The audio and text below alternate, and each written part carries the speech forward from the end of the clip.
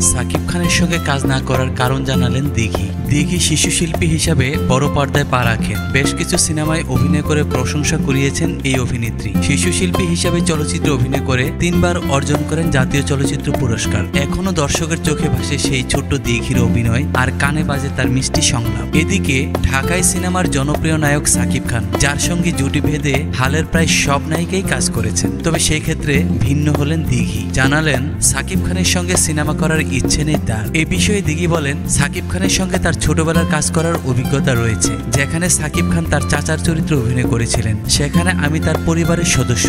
বিশেষত তিনি চাচার চরিত্রে অভিনয় করেছেন। বড় হওয়ার পর সেই সম্পর্ক ভেঙে অন্য ধরনের চরিত্রে কাজ করা আমার কাছে অস্বস্তিকর মনে হয়। তিনি আরও যোগ করেন, আমি এমন একটি জায়গায় কাজ করতে চাই যেখানে স্বাচ্ছন্দ্য বোধ করব। সাকিব খান অবশ্যই সুপারস্টার, তবে আমি মনে করি আমার পেশাগত দৃষ্টিকোণ থেকে এই সিদ্ধান্তটি যথাযথ।